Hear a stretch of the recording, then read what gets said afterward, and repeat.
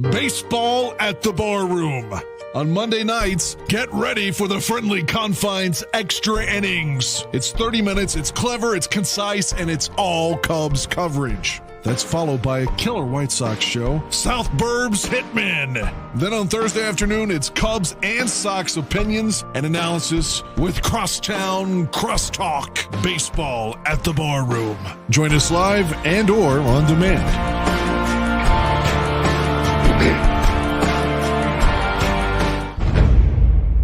White Sox fans to this day wanted A.J. Hinch. Tony La Russa haters that would rather have a guy that fixed the playoffs and World Series in season than Tony La Russa.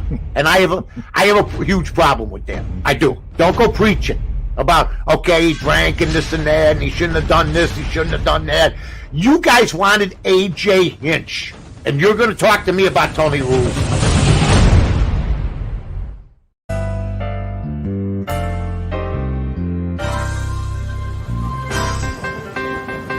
Look, I don't mean any disrespect. He just didn't play that well, not for a guy of his caliber. If they don't run the ball here, I'm going to vomit. I swear to God. I don't really have any recollection of that at all, but I guess perhaps I blacked it all out. You know, they won, but I'm going to be miserable all week because they stunk.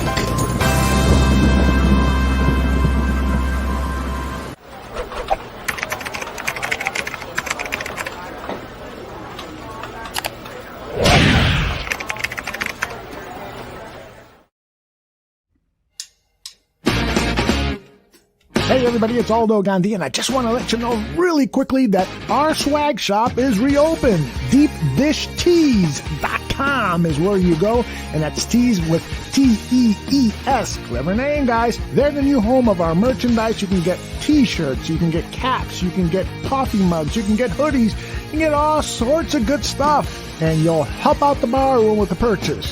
So head over to DeepDishTees.com.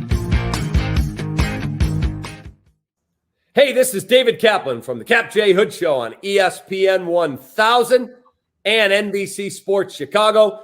Now get ready to listen and watch to Bulls 101 with Chris and Lero. Take that, Sparkles.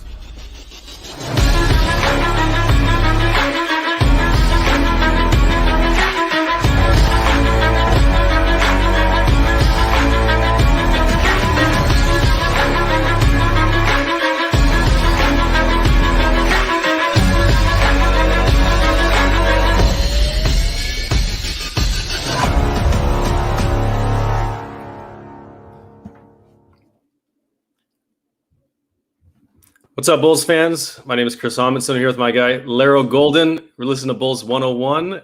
Welcome to another edition and episode. Lero, did you catch any of that Suns game? I caught a little bit towards the end. I'm pretty sure that I'm going to go back and watch and, do some things with that game later.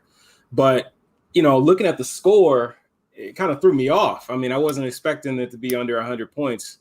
For each team scoring under 100 points. So it was definitely a little surprising. I did catch Ayton dominating the offensive rebounds, which kind of killed any type of comeback for the Clippers at that, towards the end there. Going small kind of hurt them there.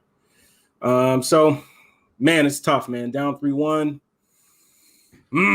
That's tough, man. Kawhi's going to have to come down, man. You have to come down up that skybox up there and maybe put a knee sleeve or something on him, man, because they need him. Kawhi, he ain't walking through that door. Come on, Lero. The Clippers have been in a 3-1 situation before last year, although they were on the opposite side of it. And obviously we know what happened with the Nuggets coming back 3-1, down 3-1, and going to the Western Conference Finals. So I think, Phoenix has a great chance to go to the finals. And it's really exciting for the entire state of Arizona. I lived there for several years as I was going to school. And we have a guest tonight who's also living in Arizona. And you guys know him if you're a Bulls fan and you love the memes. You love to get the responses on all the Woj tweets and everything. You guys have probably heard of the Artūras Karnišovas fan club. Ross, welcome to the show. We're so happy to have you on today to talk some Bulls and get some hype for the off season. And, oh yeah. Do you claim the Suns as like a, an adopted team? Yeah, I think so. I've lived out here for like almost 6 years at this point. So yeah, I'm down for the Suns. I appreciate you guys having me on. This is an exciting time, so I'm happy to be here. Man, I'm happy to have you on, man. This is fun, man. I'm watching your videos and seeing you on Twitter. It's definitely been fun, following you, man. So I'm like Chris said, we're happy to have you on, dude. I appreciate that. I feel like every Woj tweet about something that you're always like, yeah, I mean, that's great, but they're still going to lose to the Bulls in the playoffs this year. Like, there's always some wild tweet with like supreme confidence.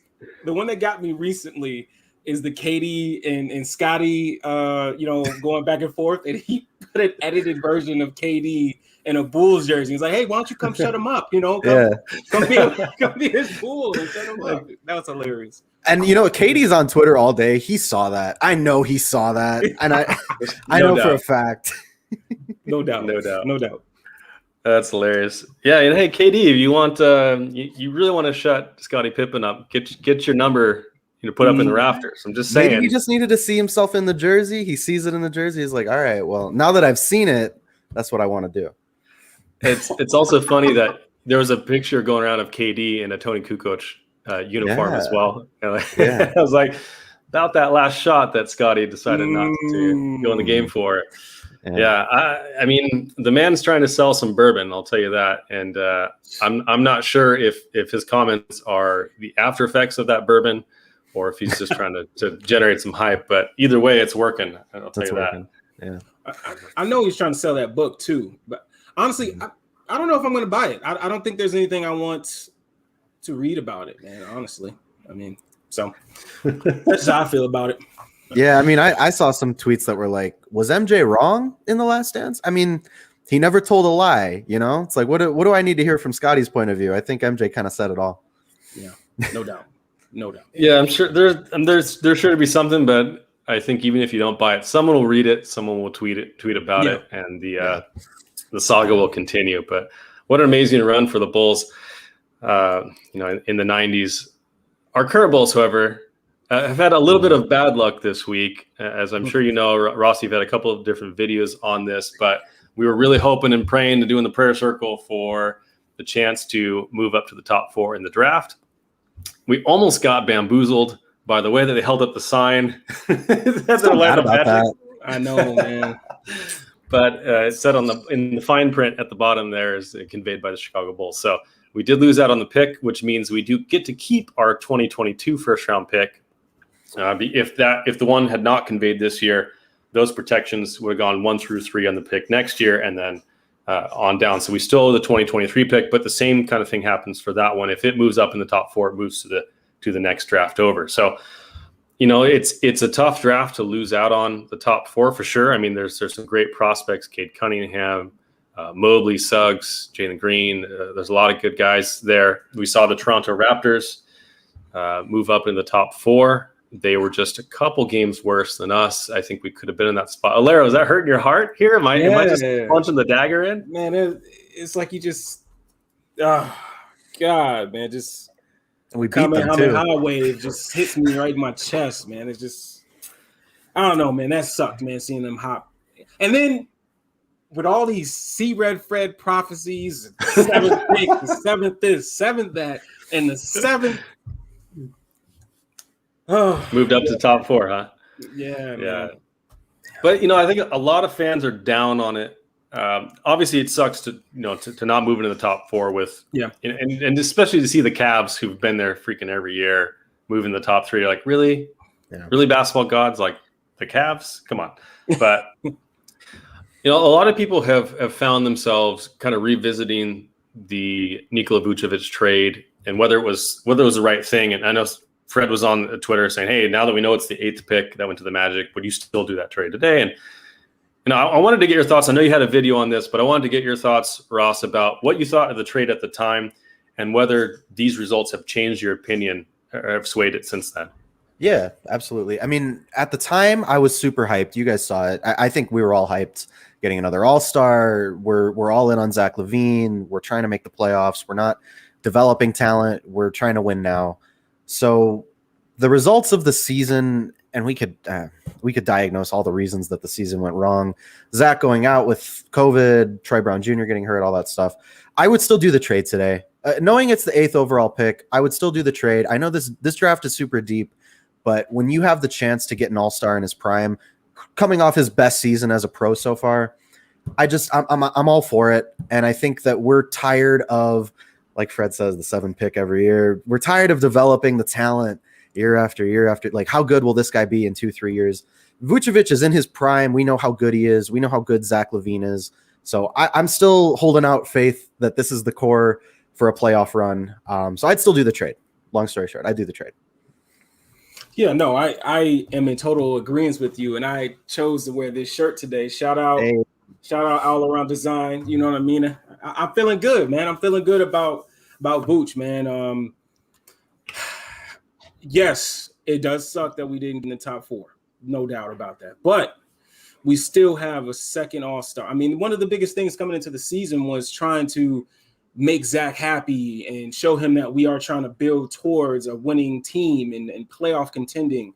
And that was a move I felt at the moment was the right thing. And still to this day, I still think it's the right move. And, you know, you could look at the lottery and it could still sting, but like Tommy Waddle always says, is like, you know, you got to walk and chew gum at the same time. So yeah, you could say it sucks to be not being a lot in the top 4, but also acknowledge that we have a second all-star that all we need is a third guy and some moves around the margins. Maybe, who knows? Maybe AK surprises us and does some things that will sweep us off our feet. You never know, man.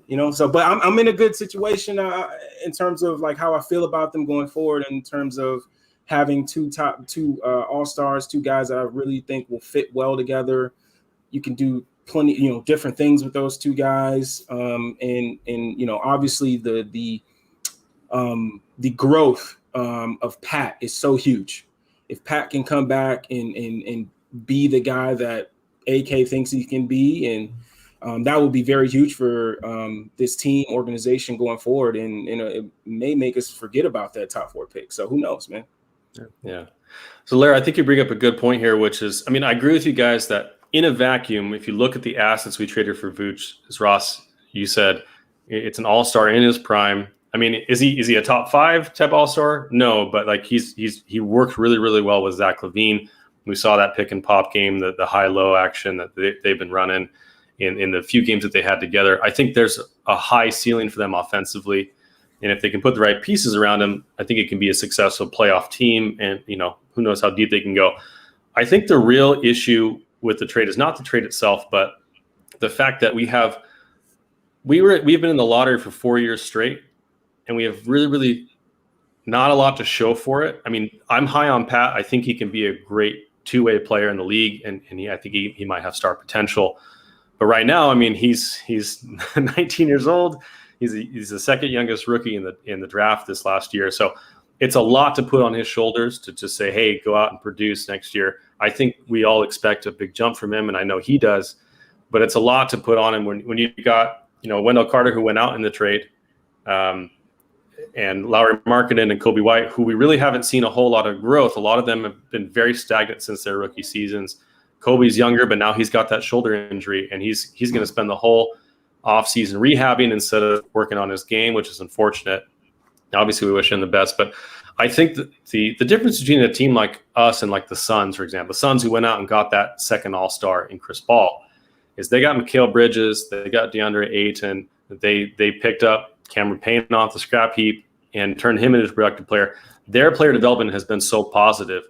And I know this year we've brought in a coach that hopefully can develop the players. Everyone seems to like the players. We saw Thad used in a much better way this year. We saw Zach and Kobe put in position to succeed. So I like what he's doing, and we got the new development staff, but we haven't really seen the results produce yet. And the only worry I have about this trade is the fact that we're trading these draft assets gives us less opportunities to bring in younger talent that we can have on the cheap for 4 to 7 years under contract. So that's where I'm looking to see what AK is going to do this summer. He's going to have to be creative because we've got a lot of dudes on the roster that are veterans and we've got very, very little young talent other than Kobe and Pat, because we shipped out Daniel Gafford, shipped out Wendell Carter, Chandler Hutchison, and it just haven't had a lot to show for it so far. So I don't know what you guys think about that, but that's my only concern with the trade. It wasn't about the assets we shipped out necessarily as much as what was left over is difficult to build on. So I'm interested to see what he does, especially with that like Aminu contract, see what he can flip Sato for, if they can get a point guard in. That's going to be key this offseason, I think. Yeah, no doubt. Now, I get what you're saying 100%. I get it, the timeline and development, everything that you just said. I just kind of feel AK in a way where it's like, Bulls fans like, yeah, we got Powell, Boozer, but like, it's you can't pass up the chance to get Vooch. I mean, like, that dude he's just so fun to watch. Offensively, he's so skilled and adds so much to your team on the offensive end. And I understand why he said, you know what, we got to take this chance, because I mean, obviously he had conversations with them before even the trade deadline. He said, and so he's had an idea about it. So I'm gonna take that leap of faith with him because I'm not one of those guys that thinks this trade is a failure just because we didn't make the playoffs last year. I mean, there were so many things that happened that kind of affected those odds. So I agree with you, but at the same time, I can get why he did it. So yeah. I got into it with Magic fans. Magic fans came at me because I was saying, I saw that.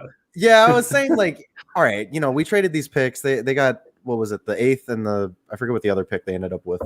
But I think it was 5th. Was it 5th and 8th? I think it was 5. Yeah. Yeah. I was like, are the Magic going to do something special with these picks? I don't know. I've never seen the Magic do something super special with those picks. But anyway, I mean, I would make the trade today. I like Vucevic. AK's been scouting the guy since like high school or something. He said, AK's been in love with this dude for a long time. Like you said, Lara, like missing the playoffs, it hurts. Not getting the pick back, it hurts. But there's a bigger vision going on here. There's more at play than just, like I go back to Zach LaVine, being out with COVID. Like if Zach LaVine hadn't gotten COVID, we were in the play-in tournament, possibly just in the playoffs without the play-in tournament, that pick wouldn't have even been a possibility. There would have been no chance. Yep. So it's things like that are kind of out of our control. Control the controllables, that kind of stuff. So like this offseason, there's a lot of avenues to improve. So I'm still holding out faith. Like I said, the core guys that are there, I really like what we have, and there's stuff there to build off. So that faith is something that you've built an entire brand on, right? This is odd because I think most people think of basketball team executives as not really their friends or people you root for. They're more like people that are in your way, that aren't doing the things you want, right? There's always something to nitpick. But you've gone the complete opposite way, and you've decided, you know what? I'm going full tilt.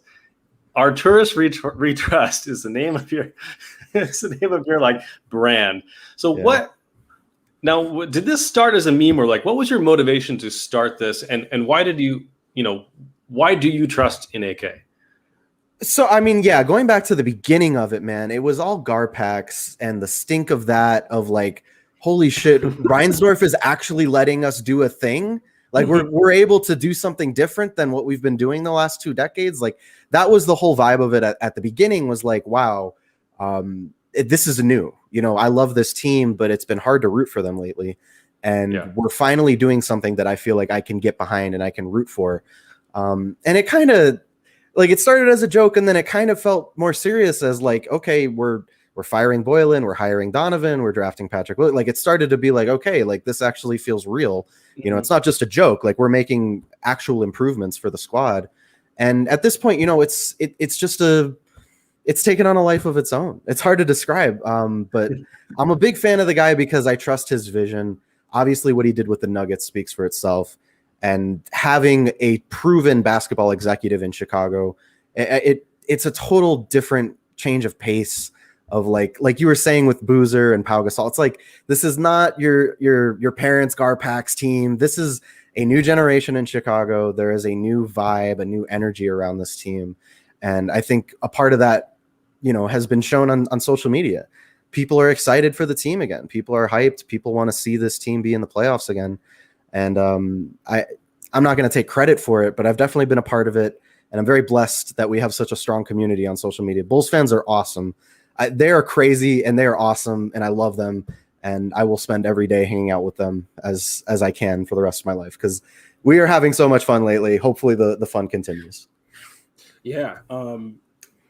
I kind of wanted to go back to the roots a little bit. Like, what was it that made you a Bulls fan? Like, what sticks out to you when you go back in your memory? Like, that's when I knew that this was the team I wanted to root for. Yeah. So, I mean, I live in Arizona. I'm originally from the burbs. I'm from Vernon Hills. Okay. I lived in the city for a little bit. I've been a Chicago sports fan ever since I was born. That's just, I grew up a Bulls fan. I grew up a Bears fan. I know Sox over there. I'm a Cubs fan, but, Hawks, everything. So I know. But I was raised by Northsiders. Not much I can do about it. But yeah, growing up, just watching Ben Gordon and Kirk Heinrich, I think that was when I started to really like basketball. And then watching Derrick Rose is when I became in love with basketball. Like I watched the Ben Gordon, Kirk Heinrich years, and that was exciting. And then Derrick Rose, just like I fell in love. It felt like it was our team, our city, our guy. Yeah. And ever since then, man, it's been a roller coaster, as you guys know. But this is our team, and we'll fight to the end with them. That's so true. That's so true.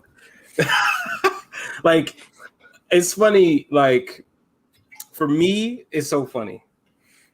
The dude that made me a Bulls fan is Eddie Robinson. And like, okay. I think back and I'm like, why? Like, why?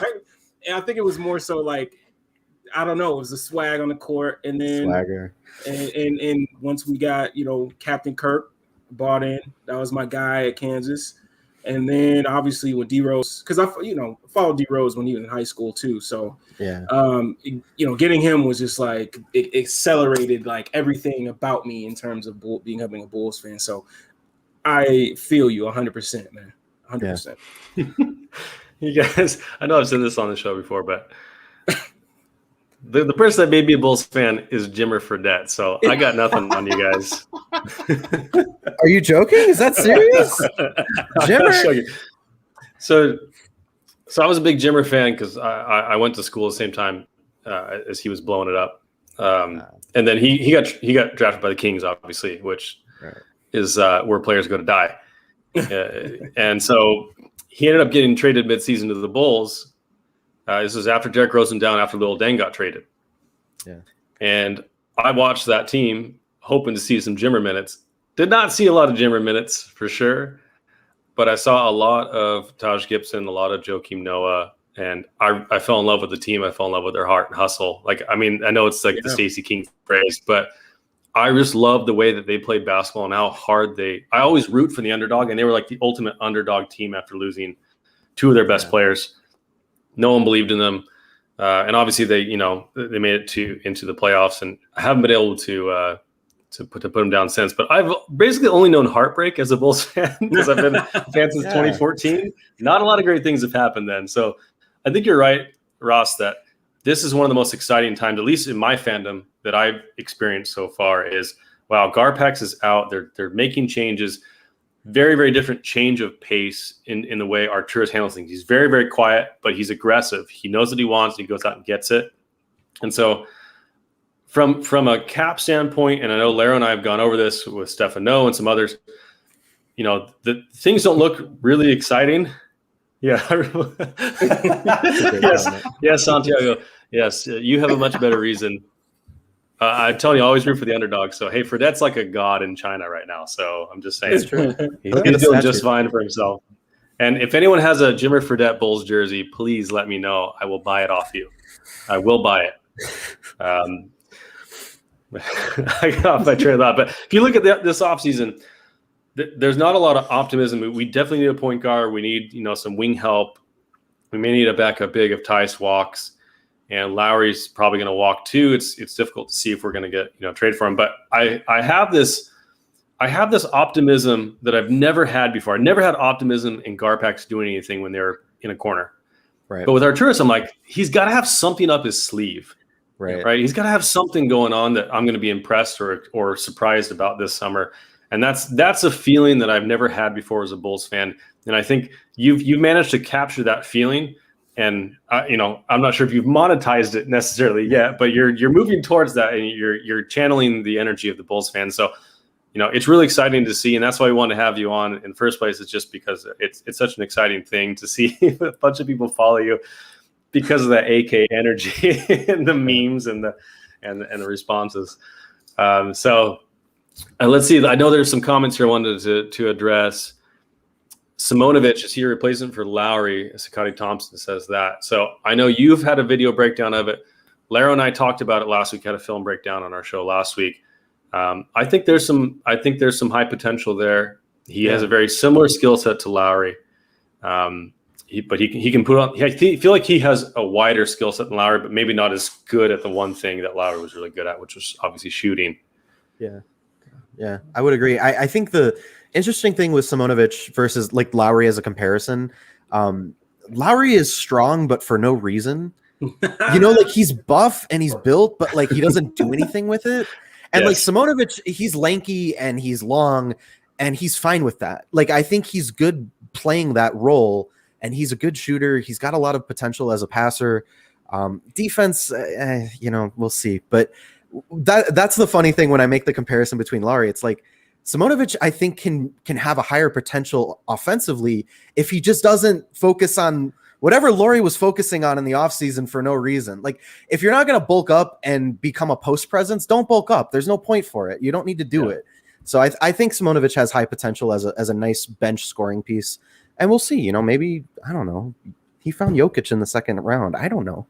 I don't want to make the comparison. It's not fair to Simonovic, but like, who knows, you man? You have made the comparison. Don't lie. You have. It's in the title of your video. It's in the video. Yeah, I did make the comparison. I think it's there. It's because they played for the same team. Obviously coming over from the same country. Like the comparison is there. It's Artūras Karnišovas, but at the same time, like let's let Marco do his thing. Hopefully he comes over this offseason, maybe participates in summer league. That'd be really cool, and give the guy some space to grow.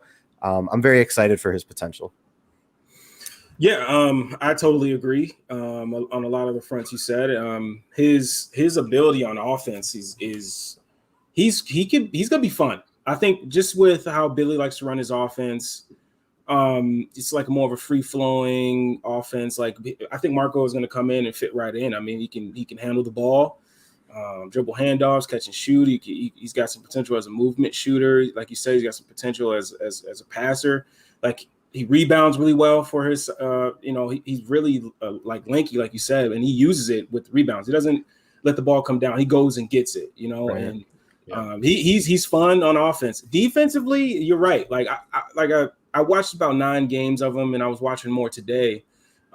If you ask him to do anything other than drop, like I've seen a couple drop possessions where he looked pretty good. But if you ask him to show and recover, play at the level of the screen, it ain't looking too good. He's just not good laterally, So, and if he can't do that in the ABA league, there's no way in hell he's going to be able to do any of that in the NBA. So, but yeah, no, he's going to be fun. I think Bulls fans will like him offensively. If he comes over, who knows? We'll see. Yeah. Let's see. We got a couple of questions here. The MG Blazer, do Amino or Sato even have trade value? I would say Amino probably doesn't right now, unless he has seriously rehabbed from his injury. Sato, I do think he's a valued contract. He's a very switchable 1 through 3 defender. He can play point guard. He can play shooting guard, small forward. I think he definitely does have trade value and could be someone that we could dangle at the deadline to improve the team. I think the Clippers. It wasn't a rumor the Clippers were looking into trying to make a move for Sato. They were. Yeah, they were looking for some more ball handling help in general, I think, and ended up trading for Rondo, which. Playoff Rondo. I'm not sure. I know it does, but I'm not sure if playoff Rondo is still around. Let's see. The injuries. Is Lowry Steven Nagishi? I hope I'm saying that right. Is Lowry a sign and trade candidate or is a restricted free agent? He's a restricted free agent. There is a possibility of sign and trade. He is a candidate for it, but a lot of teams have cap space. Specifically, the Spurs have been linked to being interested in him, and they do have cap space to sign him. So, yeah. This is one of those things, Ross, that goes back to that sense, that feeling. They didn't move him at the deadline. There was a lot of chatter about them moving him at the deadline. So my feeling is they didn't because there was some reason why they wanted to wait. And maybe that's not true, but I would say it's like a 10% chance he's like going to get signed and traded. Probably he's going to walk for nothing.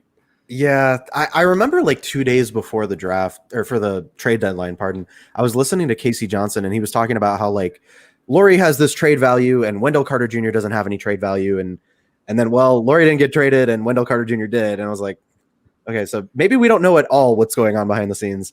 And with Laurie Markkinen, it's like part of me feels like we kind of missed the boat on that. Like maybe if we did trade him pre-trade deadline, before he had that injury, before he kind of had a, really lukewarm second half of the season, maybe there was something there. And now it's like, I don't really see it. I don't know what team is going to give up an asset to get Laurie Markkinen unless he's a part of a trade that includes Kobe White and some sort of future pick or something.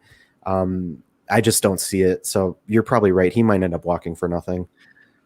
The only thing I floated this idea is the team may be motivated to do so if they've got another piece of salary that they want to move off of. Like, for example, the Pelicans don't want Eric Bledsoe's contract of $18 million this year. We need some point guard help, and with Kobe out, we may need some extra help.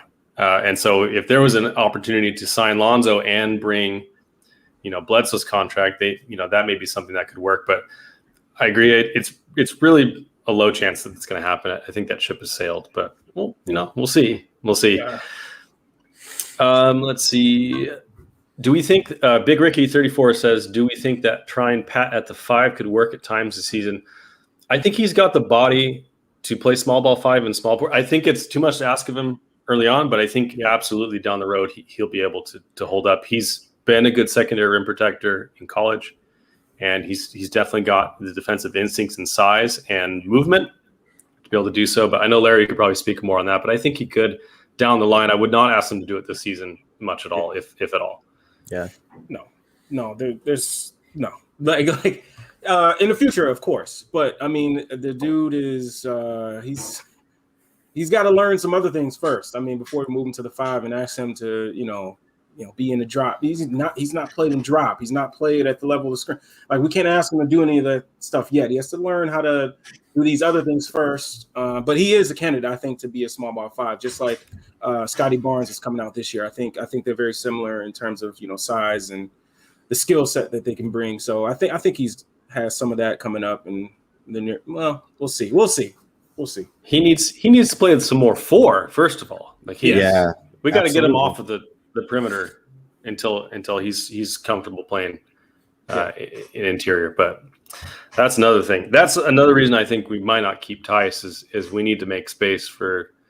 Well, number one is the money aspect. We really need help at the wing and at the guard spot, especially point of attack. And so I don't know. We'll see. But all around designs, our man who has a really nice Pat shirt that I got and the Vucci shirt that Laro's rocking today. He says, any favorite wing free agents you guys want?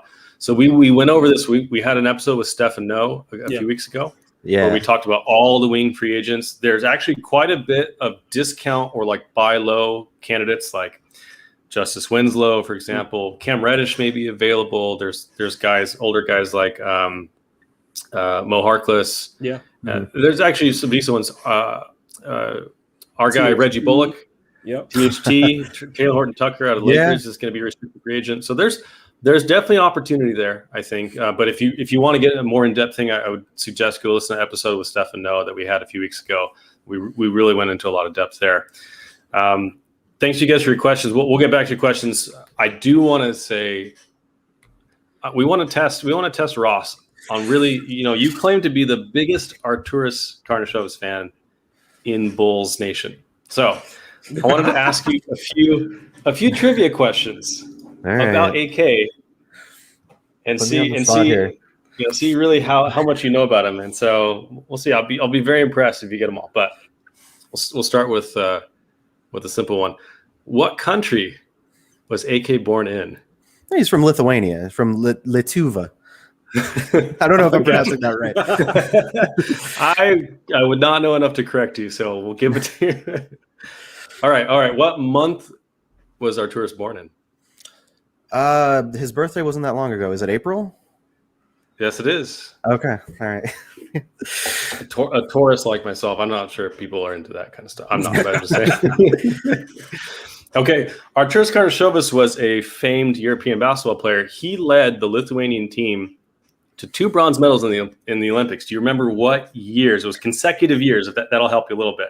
Yeah, I thought this was going to be hard, guys. It's 92 and 96. Oh. Okay. Okay. All right, Ross. Okay. I see you. Let's go. All right. He was also named the FIBA European Player of the Year in what year? Okay. 97? No. Got him. 96.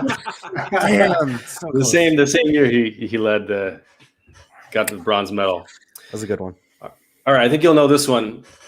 Artūras finally made his way into the NBA as an international scout. He did this for 5 years with what NBA team?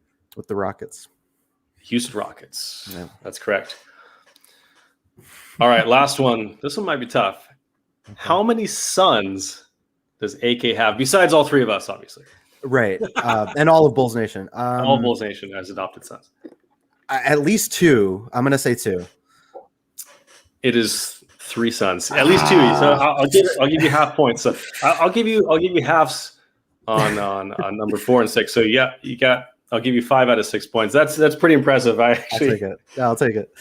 So a little trivia for you. I hope you guys. Yeah, there you go. Jordan Dynasty.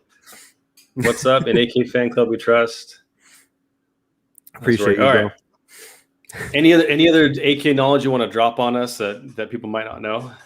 Oh man, I'm trying to think.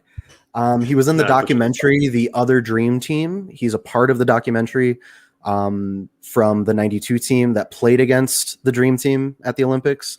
Obviously, like you already mentioned, they ended up with bronze, which was pretty much a huge accomplishment for this like no-name team from Lithuania. And those, for both 92 and 96, the Grateful Dead designed their merch and their t-shirts that they wore, which is really cool. So that's one of my personal favorite AK fun facts are the Grateful Dead shirts, which it's like a hidden gem for me.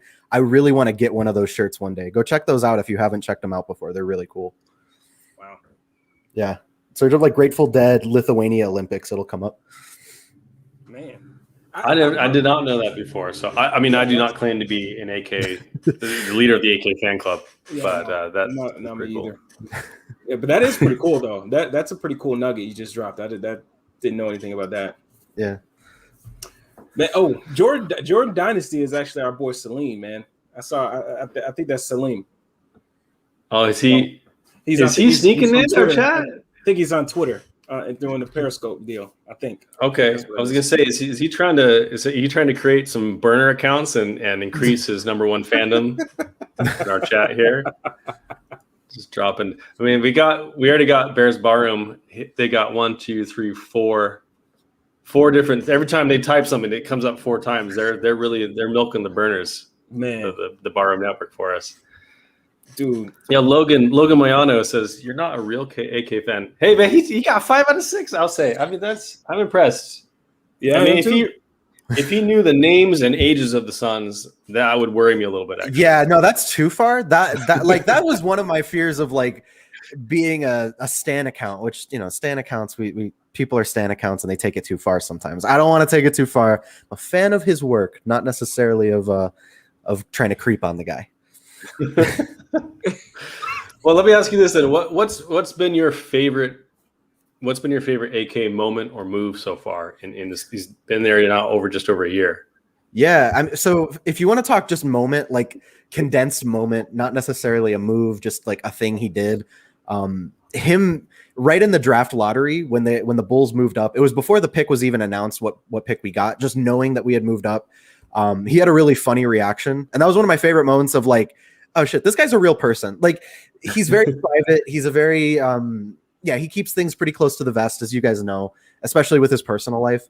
And like that was the first time in his tenure as, you know, executive vice president that we had seen some character and some life. Cause like he had just been like, yes, I'm very excited to be in Chicago, like that kind of thing Right. up until that point. And yeah, just seeing that was really fun. Another moment that I really liked was after the Vooch trade, someone asked him, what were the protections on the picks? And he just goes, I'm not going to share that right now. Very dramatically, just shut them down immediately, is just like, I'm not going to talk about that. Like, all right, man, this guy's for real. This guy means business. So I really like that he kind of has a fun side, but when it comes to basketball, man, he takes it super seriously. And I appreciate that from my executive.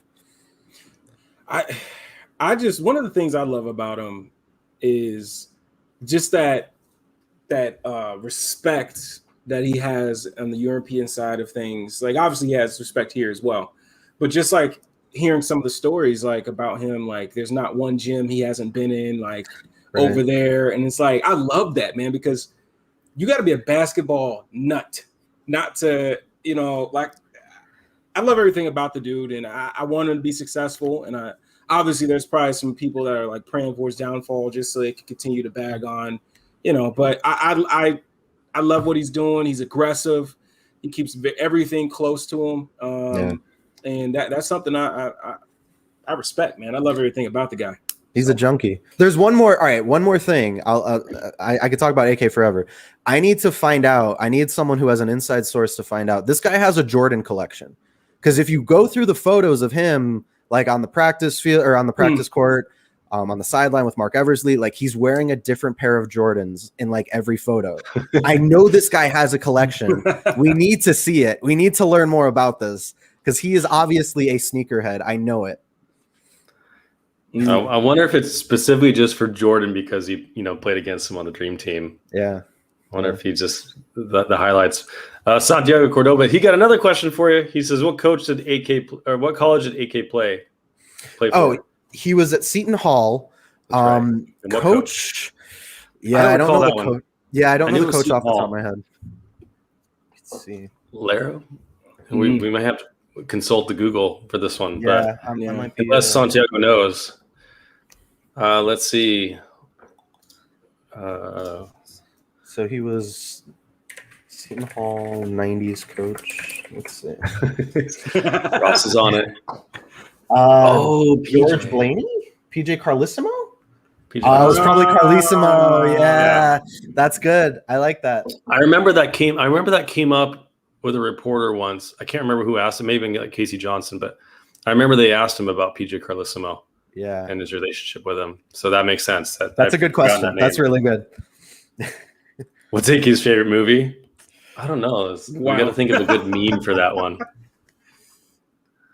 I don't know. That one's kind of abstract. I can think of something funny if you give me a few minutes. Yeah, we'll come back to that one. Okay, so I wanted to. This season had some highs and some lows, but I wanted to talk about our favorite play of the season. It could be a specific offensive set. That's more Laro's flavor. I know it could just be a really nice dunk. So we'll start with you, Laro. What was your favorite play of the season? I think Aldo's got some queued up for us. I kind of did you cheat? Oh man, I can't trust you with anything. Come on now. I had two, but I could cut it down to one. I can cut it down to one. Well, let's see the two. I'm all about the highlights. Let's see them. Yeah. So, although you could just run whichever one, that's fine. So this one, I loved everything about this because I know this brother needed some Ben Gay after the game after this. so this right here is just, I love seeing Thad just throw this thing down. And Jaden McDaniels is a pretty good defender too. So it's like, it's not like him dunking, over some guard. This is just him just terrorizing the rim over a pretty good defender. And I loved everything about this one. So Lara, I can't remember if this was the exact play, but Thad had a dunk this year. It may have been against Jaden McDaniels, but he said that when he was playing, that somebody was talking smack against him, telling him he was old, telling me he didn't have it anymore. And so he's like, okay, let me show you soming. It may have been Jaden McDaniels here. And if it was Jaden McDaniels, he got shoved up pretty well. I hope Jaden wasn't the one talking, man. That man. Yeah. And then my second one is, I had to go with a play from my son, my one of my favorite picks of Bulls, like already. And this right here, man, Pat Williams. Mhm. I mean, that was such a nice block. This block. I mean, listening to Thad describe that Pat didn't even know he did something like insane. Like he just thought he just made a good play. He didn't think it was insane. Like what type of play, what kind of instincts, what type of timing, what type of just like that. That is just, man, I could watch that play all day. Yeah. Like, so for audio listeners, that's the play. This is a play when DeAndre Ayton just cocked back for a huge baseline dunk, and Pat just comes up, just mid cockback, just says, "Nope, I'll take that. Thank you very much." And that was a big moment for me when I saw that. I was like, okay, this guy can play. I just haven't seen anything out of Pat so far that worries me. Everything he does, I'm like, he can do this, he can do that. I just don't. He's got to do more, but man, he's just got so much talent there. He's got so much talent. There's a lot there. Right. That was the paw moment for me. That was like the paw is the right nickname for this guy. Yes. mm-hmm. Yeah. And it's so perfect that his favorite player is Kawhi. He models his game after Kawhi, and then the paw is so similar to the claw. We're just leaning in so hard into this. I know, right? I don't want to tell people that he's going to be Kawhi Leonard. Like that would be unfair to Kawhi Leonard to compare him to such a great player as Patrick Williams. But we just want to make sure that Pat gets all the love he deserves here. All right, I want to do my play. I'll save yours for last, Ross. But my play is from our dearly departed Wendell Carter Jr. Now, this play is my favorite of the season, and there's a backstory to this. This man dunks on LeBron James. LeBron James. He dunks all over him. And the reason why this was important to me, this made my day. This made my day. The reason why is because a couple years ago, I think it was Wendell Carter was a rookie or a second year. 2K had like one of their promo videos for their upcoming game. And in the 2K video, LeBron James dunks all over a digitized version of Wendell Carter. And Wendell Carter got on Twitter and was like, it taken exception to, I think he'd like tweeted at Ronnie 2K or someone about this. And so I know Wendell Carter thought about that moment. When he dunked on LeBron, he thought about that, and he's like, okay, we'll see what happens in real life. You see me dunk on LeBron, he probably threw that 2K game away. But it was special for me as a Wendell Carter fan. I always rooted for the guy and thought he was better than he got treated. But that was a really special moment for him, I thought. Yeah. Man, look, that it's a man's game. And one. He didn't get called for it, but that was an and one.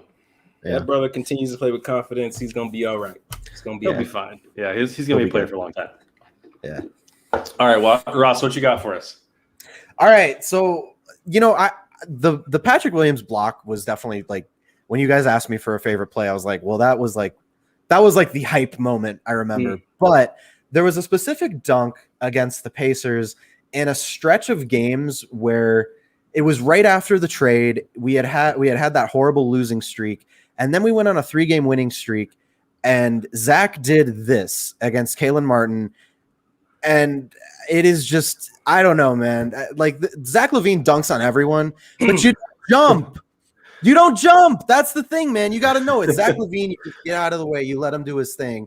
He didn't get out of the way, and he got put on a poster, and I love this dunk. This was a moment when I watched this moment, and I remember back then it was April 6th, I think, and I was like, we're going to the playoffs.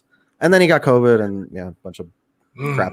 But oh man, that was just such a moment for me. I just vividly remember it. Like you could probably go find the tweet if you go back to April 6th of me like, we're going to the playoffs. Zach LaVine is amazing. Nobody can stop. Man, this is one of those Stacey King moments. Like, didn't you get the memo? The Derrick Rose. Get up or get out of the way. Man, I love me some Zach dunks. Yeah. Yes. It makes me miss Taj Gibson dunks. Ooh. Because Taj was always so mad at the rim whenever he dunked. He just especially that one on Wade in the playoffs. Yeah. Was it the playoffs? I think it was the playoffs. Yeah, it was the playoffs. Yeah. When he dunked on Wade. Oh, that was nice. That was Like that is some courage, man. Like when you, as a defender, if you see Zach LaVine have a chance to gather and you still think you can go get that, there's something wrong with you. Right. There's something wrong with you. That's what I'm saying, man. He has so Yeah. many uncontested dunks that are amazing because he's Zach LaVine. You know, he can fly. Mhm. But every now and then, someone's like, I bet I could block him. Like, what are you thinking? You can't. No one's ever done it. It's not going to happen. I don't think it's Oh, ever. man. Has it ever happened? Has anyone ever blocked Zach on like a cockback? I've dunk? never seen it. I I've don't never think so. I've never seen him get like stuffed. You know, I've never I don't seen think it. I've seen it. You know, all around designs is right. Sato's had a few pretty surprising yes. posters this Yeah, year as well. True. Sato had That some is nice dunks. Oh, it reminds me. I love Wendell Carter dunks, man. He dunked on Jokic one of his last games, like right in the beginning of the game. He also had. Remember when he blocked Russell Westbrook at the rim? Yeah, Mhm. You guys absolutely. remember that Yeah. dunk? Oh Yeah. man, that was fun too. God bless that man. I hope he's fine. Yeah, good luck to him. Those were fun times. All right, so let's do favorite plays from the season. I wanted to talk a little bit about looking forward to this offseason. I know we're right in the midst of the Western Conference, East Conference Finals right now, but the playoffs are going to be over soon. We're going to have the draft, and then soon after, we're going to have free agency. And we talked about, AK having something up his sleeve, but realistically, well, let me ask you this, Ross. What's your like pie in the sky type of dream for the offseason? And then what do you think is really going to happen? And are those one and the same? Well, yeah, I mean, so Lonzo is a goal, and I think we're Bulls fans. We've talked about Lonzo forever. I don't need to tell you guys about Lonzo, and I think it's realistic. I don't think Lonzo is an unrealistic goal. So I think they are kind of one and the same because we can get Lonzo. It's not unrealistic, and we should be trying to get him. Zach is good friends with him. They've been posting videos together in the offseason or liking each other's content on Instagram and stuff.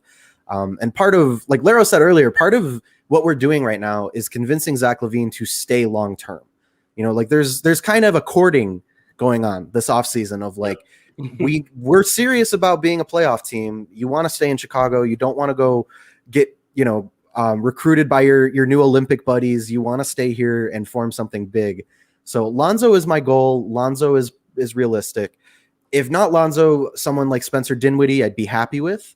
And then wing depth at the margins. One of my friends, Nick, is a big fan of Torrey Craig, and he's playing in the playoffs. I've been kind of watching him with a side eye, excited about that guy. So there are little moves like that on the margins that need to be made, but like the big goal, I think, should be a guy like Lonzo. Yeah, I love the Torrey Craig idea is a great idea. I was hoping we'd actually pick him up at the deadline. Phoenix Suns ended up getting him for basically nothing. I think, is it Famous Nick? Famous Nick, I think it was one of the first. I think it was the first comment in the chat tonight. I'm not sure if he's still here, but shout out Nick. So he's a fun follow, and yeah, you're right. He's a big Torrey Craig fan, so he needs to be like a Snell season kind of thing. Needs to be a Craig season. Let's see. Skokes, the Jokic. I hope I'm pronouncing it right, but I know this is the second time you've asked this, so I want to make sure I got to you. What position do you guys think should be our focus in the draft this month? So we do have the 38th pick in the draft. I'm hoping that Larry and I are going to bring someone on that is on from Draft Twitter to talk about what our prospects are. But just from a general standpoint, what kind of position or what kind of talent you guys think we should be looking for in the second round to add to the team? Wing depth. Yeah. Yep. There's a couple. I mean, it depends on how the draft is going to fall. But I mean, because I want to say a couple months ago, Trey Mann was looked at as like someone that could fall maybe late first round, early second round, and now he's starting to get some first round buzz. But Daishen Nix, David Johnson. I mean, those are two names as point guard that you can look at in the second round. I mean, there's some guys that I have in my head, but I can't think of right now. But they're names. But there's some talent there. I think wing depth is one, but also if you can snag like a Daishen Nix in the second round, that might be something to think about as well. So, yeah. So we last week we talked about Vasilija Micic being a possibility because the Sixers have his rights. And I know there was a podcast this week by Brian Windhorst, Hoops Collective. They talked about kind of the OKC Thunder timeline. And obviously, Micic is 27 years old. He's an amazing player in Europe this year. If it came down to it and we had to offer a second-round pick for it, I would not mind bringing in Micic for that second-round pick this year. Blair and I broke down his film. We're a little high on him. That guy can play. That guy can play ball. He can ball. Yeah. He's good. That would be, I would rather not have to, but if that's what it took, if it was a second round pick this year, I would probably do that for Micic, in my opinion, especially with Kobe sidelined, for who knows how long, 4 to 6 months. But yeah, especially if the idea is to waive and stretch Sato or throw him in a different trade package, who knows? Micic would be the perfect replacement for Sato, so I'm fully on board with that. Yeah, that'd be really fun. Let's see. A lot of flavor, a lot of seasoning. That's what Micic is, man. The step backs. Oh, that guy's good. Okay. Let's see. Salim is back on his main account. No more burners. Twitter. I'm just kidding. Yeah, followed at Jordan Dynasty on Twitter. My guy Salim Sudarwala and Bulls Gold. But what do you make of AK interviewing lottery picks and first round talent still in the draft, just covering his bases, or do you think he'll definitely trade back into this draft? So I've heard it. I thought this too. I also heard that the interviews sometimes are randomly assigned. So I'm not sure if it's just that's the way it turned out or if he's actually planning. I think I would not put it past him to trade in the first round, but my initial thought is he's probably not going to do so. He's probably going to look for more veteran proven talent to try and build this playoff roster rather than trying to get, someone in the first round that's a prospect. But that's just my initial thought. I'm not saying it couldn't happen, but that would be my initial thought on that. What about you guys? Yeah, it's not super realistic to trade into the lottery.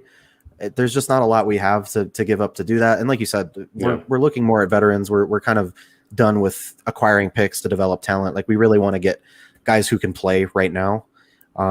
So it's once again, it's not out of the realm of possibility, but the draft combine being in Chicago just kind of makes sense. You do your due diligence, you talk to these guys. And a lot of that probably occurred before we knew what was happening with the pick too. They're doing meetings over Zoom. They're not traveling necessarily to meet all these guys. So we'll see. I don't put it past AK necessarily, but it's not super realistic, I don't think. And if they were to trade up, it would probably be late first round, like in the 20s, to maybe get a guy that they see is falling and they value pretty highly and they want to snag him. Yeah. I think overall wing depth, you can never have enough quality wings in the NBA. Yeah, absolutely. Look at the Suns, man. Defensive-minded wings. Yeah. 100%. Hey, TBJ is coming. He's gonna be good. I think he's gonna be really. I'm high on TBJ. I'm a big believer in TBJ. 100%. I think he'd be really great. I think if we had him, he was doing really well. I think he twisted his ankle or something. Yeah.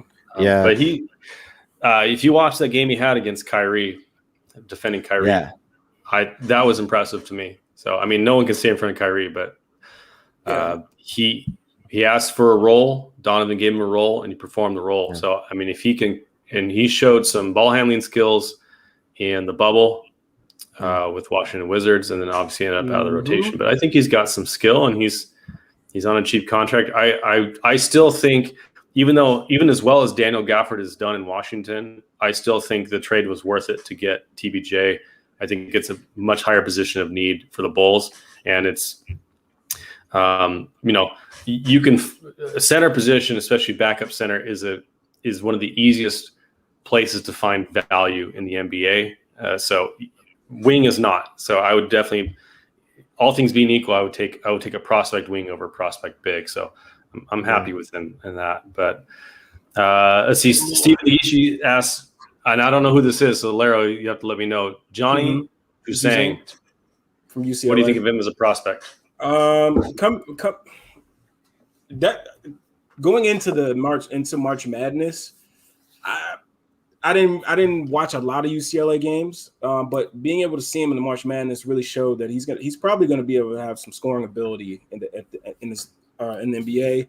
And then from the combine, just seeing him, his workouts and the games, I think he can I think he's gonna be able to score at this level, and also have some be able to ball handle and initiate offense, things like that. So, I like him. I do, man. Coming into the tournament, I knew a little bit about him, but just being able to see him more, like more games, I like what I saw. I think he's gonna be able to score the rock. So, where's he being projected? Second round, I believe. Okay. At least late first. So All Around Designs mentions Rocco. I think he's might be available in the second round as well, though. I've heard different things about him. But what have you guys heard about Rocco, if anything? I like Rocco. I just did a video on Rocco. I'm a big fan. I think the dude is athletic. He's very crafty at the rim, and he has a feel. There's guys that you just like, you can see it. He just plays like the thing that I look for when I'm looking at guys in Europe is like, are they able to dominate those players? Because if they're not able to dominate in Europe, like Rocco's in Croatia.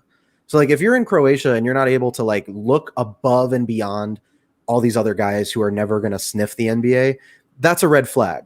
Rocco, you watch him, he stands out.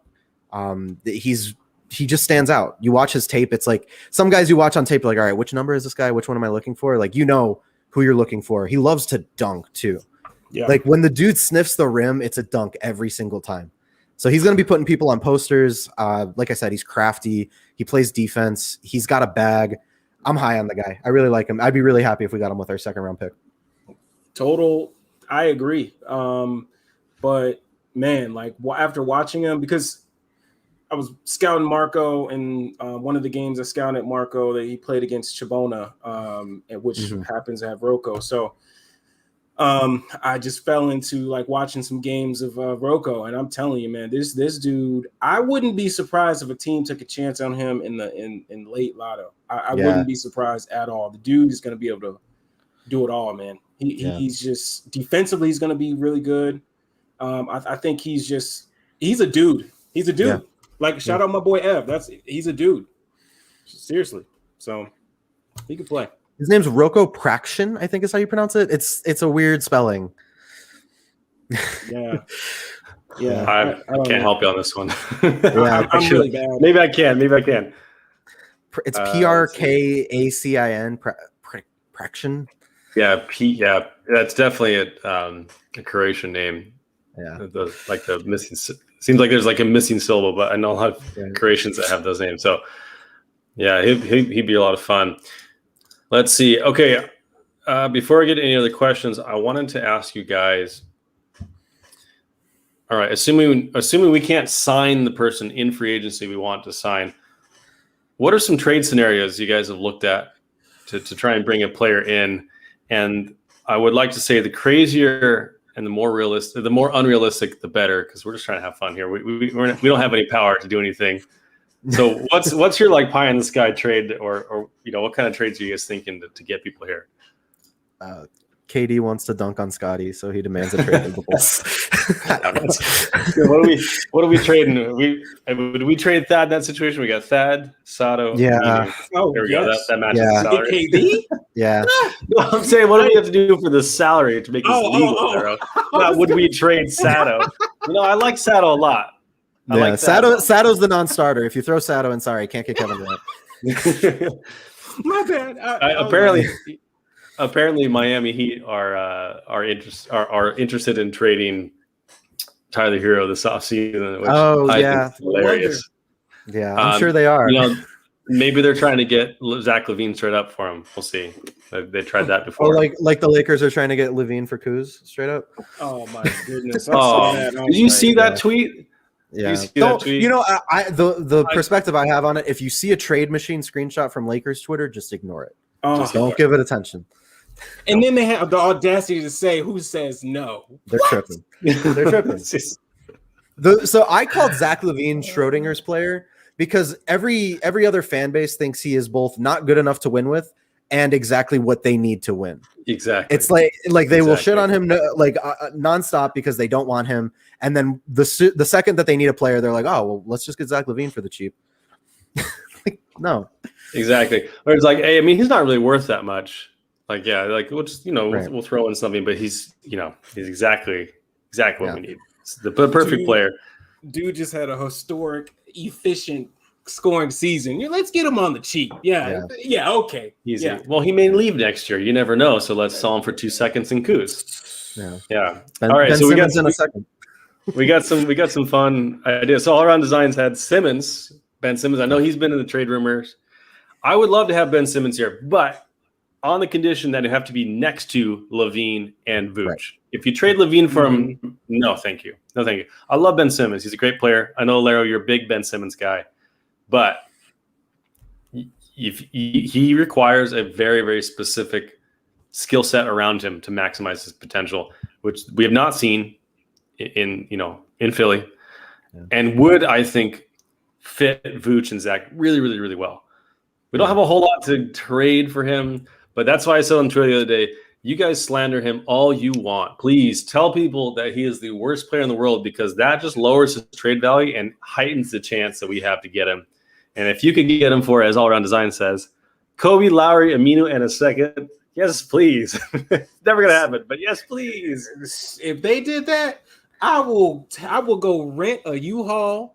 I will help move them out of their places and drive them to wherever they need to go get that brother Ben Simmons. I like Ben Simmons. I don't know if I'd trade Kobe for him. Honestly, Santiago. Man, Santiago's dropping bombs here. That's me. Oh man, I just with Kobe, I would love to see a lineup of Simmons, Kobe, Levine. Like that would be fun. Yeah, it would be fun. It would be hard for me to give up Kobe in the trade, but yeah, I mean, people are definitely dogging on the guy, and he still has a lot of value. It's not like he's a horrible player because he had a bad series. People have bad series. He's still young, so it happens. Here's the thing with the Ben Simmons ideas is, in my opinion, the only way it's going to happen is if a third team is involved, because if we don't have any assets that the Sixers could really, really use right now, other than Zach LaVine, which we're not trading. Right. So you'd have to find a third party, a third team that has those types of assets, willing to trade. A team like that maybe has a really nice veteran piece or an all-star, but is looking to, realizes they're not going to be able to do it and wants to shift into another direction and could use younger assets or draft picks that we could provide. And then we could get Ben Simmons and they could give the veteran players to the Sixers. Right. Problem is I can't really find a team like that other than maybe like the Timberwolves, maybe, or the Kings, because they're always kind of in that stratosphere of not good enough, but have some decent players that, could be shifted around. But that one's tough. I would love to see Ben Simmons here. I just don't really see a realistic scenario to get it done at this point that makes sense for both sides. So pour one out for that. But let's see. Brunson and Green for Markkanen. Does you mean Josh Green? Josh Green? Oh, I'd be all over that. Brunson. So Jalen Brunson on the Mavs. Yeah. This is interesting because there were rumors that Lowry is interested in the Mavs.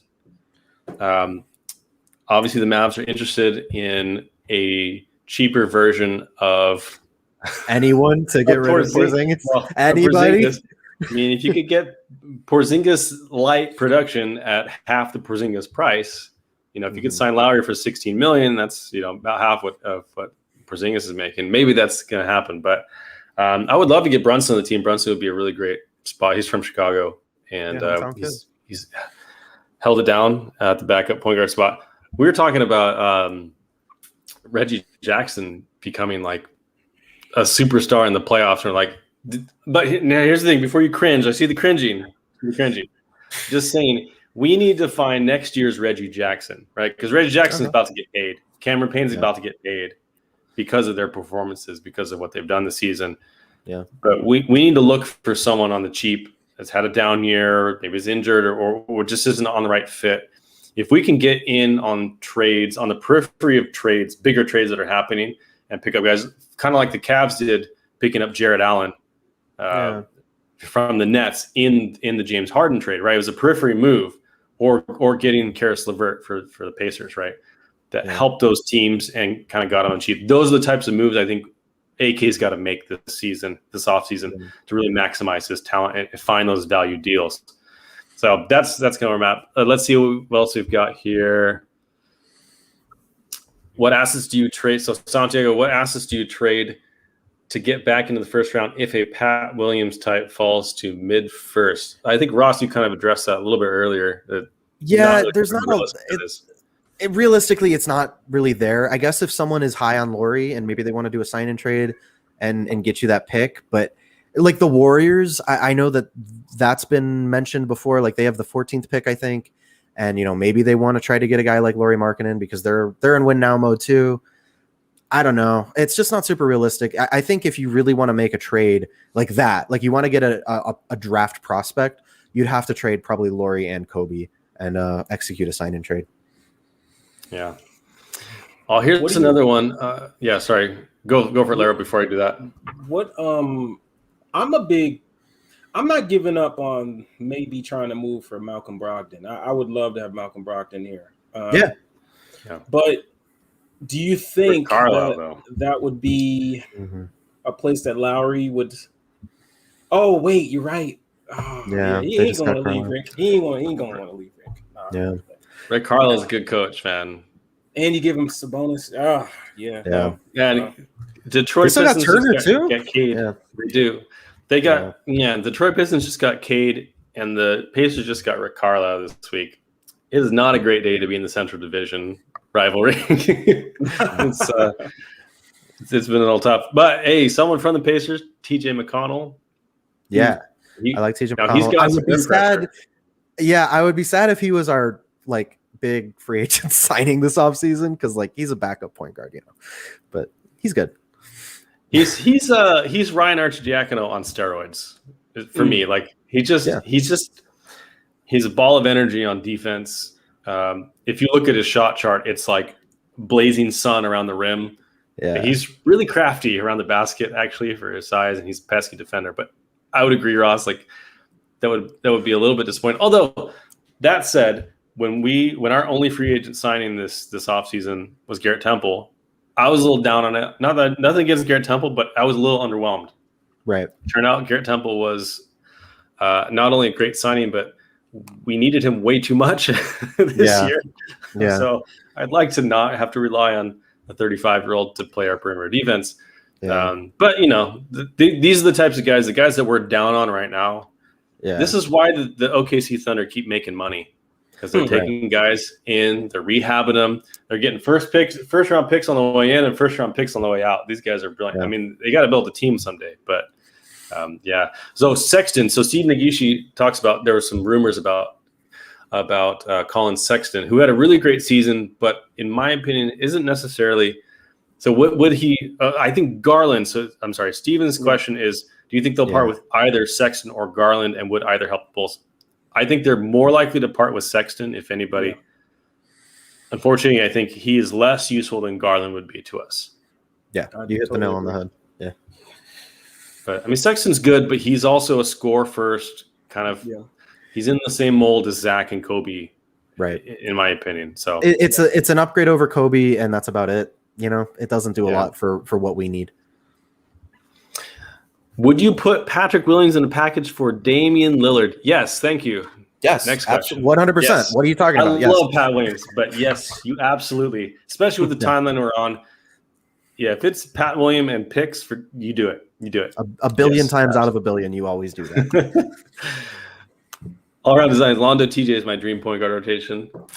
That would be hilarious. I would like it, and I was gonna say about TJ, if you're able to get some wing depth and you re-sign Zach LaVine, okay, TJ, I'm fine with just getting TJ this offseason. Lonzo is still the goal, in my opinion. When we talk about plan Bs, TJ's a good plan B or plan C, but plan A should definitely still be Lonzo. But then you could maybe get TJ McConnell and Spencer Dinwiddie, and I'd be happy with that. And if you re-sign Zach LaVine, that's I'm fine with that. I'd be happy going into next season like that. Yeah. There was another question earlier. I'm not sure where I could find it, but someone asked about an off season where we sign people to short-term deals 1 year and open up a lot of cap space for 2022 free agency, the 2022 plan, as our friend Doug Tonis calls it on the Big Red Bus. But that's another, I think, more realistic option. So one of the ideas that was floated, I think it was by Stefan No, was trading for Ricky Rubio, who's a very good stopgap point guard. I feel bad for the guy because he's been the stopgap point guard for like the last 5 or 6 seasons. I know, and I feel bad. The poor man just wants a home, but he would be a great option for us. And I know the Timberwolves, they put the ball into D'Angelo Russell's hands and their rookie Anthony Edwards a lot this year. So I thought if they got a top 4 pick, I thought for sure they'd trade Rubio, but I'm not sure about it now. We'll see what their luxury tax situation looks like. But that's another option. I think if you could re-sign guys like Garrett Temple, even like Javonte Green, Daniel Tice, just give them the maximum you can on a 1-year deal and kind of keep the books open for 2022. That's not a bad idea. I know we've done that in years past and ended up with Pau Gasol and Carlos Boozer, who are both fine free agents, but obviously not the big ticket items we wanted. But I think it's still a fine idea. I think the downside to that, and correct me if I'm wrong, but it would feel a little bit disappointing this year to we made the Boozer trade, we barely missed the playoffs, and the next year we're like, we're bringing the same team back and hope we get better. That's here's the thing, right? With that is like I've heard that a couple times, but like the thing is like, dude, like they didn't get a full training camp, they didn't get practices, they did, and the time they did get practices, they performed pretty well after those practices. Right. So it's like I get it, they only won 31 games, but like I would like to see this team with a full off season, with practices on a regular basis, with no COVID implications, I would like to see that. And also throw in the wrench of now you have Vooch to plan around now. And Pat has another off season. Like that stuff matters. And I get it, like you don't want to go back into the season with the same team. Well, I mean, that season was pretty weird. And for a team that didn't have depth, that really tanked this Bulls team from the past season. Yeah. So there wasn't a lot of depth to really overcome in a lot of the things that kind of hit this Bulls teams last season. So, I get that, but at the same time, that group, if you have TBJ coming in off season, he has a role that he likes to play. You bring back a Javonte Green, who we've seen can have an impact on the defensive end, and he doesn't hurt you out there. And then you got Vooch, like we say, like if you bring back Tice, like you don't have to play him at the 4 anymore. You can have him play backup 5 and play Pat at the 4, start TBJ, or maybe you go get a marginal wing and you can start him at the 3 and have TBJ come off the bench. There's so many things. There's things you can do. So like I heard that. I hear that. I've seen it tweeted. I've heard people say you can't bring back the same team, but like it's not like it was a regular NBA season and they just tanked. Like last year was weird, and this team wasn't built to take on that type of stress. Like it wasn't a Bucks team or a Nets team where if you lose KD and you lose James, you still got Kyrie and some pretty good role players, and you should be able to fight through the muck. Like we weren't built for that. So. Yeah. I get what you guys like. A lot of people are saying, but like I'm a little bit different. So, yeah, I'm with you on that. I that's why I hate when people say like, "Oh, we can't bring back the same team." Well, we're not. We made all those mid-season trades, and then a bunch of bullcrap happened, and we didn't get to see the team that we traded for. Mm-hmm. This is a new team still. They are still developing chemistry. Troy Brown Jr. was not a part of the rotation for most of the second half of the season. Daniel Tice was playing out of position sometimes. Like there are players who we haven't really seen develop yet. I would be really sad if we never made the Vooch trade and we were running it back with like Wendell Carter Jr. and Daniel Gafford and those guys. Like that would be worst case scenario. I think we're in a totally different situation. Like you said, the COVID stuff just made things so weird. We were already overcoming a lot of challenges last season. Like despite not having the practices, despite the midseason trade, despite the struggles of Kobe White and Lauri Markkanen, like we were almost in the playoffs. Even with Zach LaVine being out, we were almost in the play-in tournament. So like this team was close. There's still things that they can do even with just the core. So I'm okay if we don't make a huge move this offseason with the mindset of we're going all in 2022. Yeah. I think either way, we're probably not going to see seismic changes in the roster just because of the cap situation and where we're at, and the quality of free agents that are available at the prices we could possibly pay. But we'll see. It's an exciting time to be a Bulls fan. I think this offseason is going to be really, really key. AK said, "I'm not done yet," right. And I don't know, when he says that, I'm like, okay, he's got more stuff. He's not just going to run this back, as you said. I mean, even if you ran it back, it would still be 5, new players that we brought in. A very different roster than when we started last season, but he says he's not done yet, so we'll see what happens with that. Let's see. Larry, you have something? I just want to say thanks to everyone who commented. We got a lot of great comments tonight. Yeah, and appreciate you guys' questions, feedback, and hope we were able to answer them. Sorry if we missed any or ran out of time, but we got one more. Logan Moyano, would you put TBJ in a package with Tyler Hero in the second round pick? I have Tyler the same Hero. reaction as Bradley Beal in your little thumbnail, though. Like, come on. I like Tyler Hero, but I think Troy Brown Jr., as I mentioned earlier, I think he fits a need more than Tyler Hero does, and I think Miami would probably be looking for more than that kind of return in the first place. So I'm not sure we'll be able to see something like that. But and then let's see, Stephen Aguish had one more. Does not having the first round pick lower your expectation for next season? Yes and no. I don't know. Who's your friend? Question. Who's your friend, Ross? That's my cat. Her name is Hester, if you wanted to know. I don't. That's a weird question because I don't think my expectations were based around the first round pick. I think my expectations are more based around what moves we can make this offseason in terms of putting more pieces around Zach and letting Zach develop and Kobe White develop. Like that, those are my expectations. I want to see Patrick Williams take a step. I want to see Kobe White take a step and recover from his injury. I want to see Zach LaVine continue to play at a high level. So no, I don't think the first round pick really was a big part of that. Because once again, going back to the Vooch trade, like the expectation at the time was, well, we're not getting that pick. We're going to the playoffs. So yeah, I don't think it really changes a whole lot.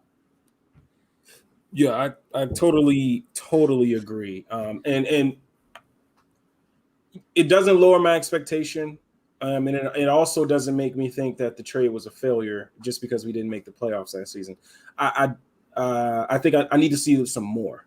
But before we get out of here, there was another question from Steven, actually, that I liked Ross's comparison. He asked who Rocco compared to.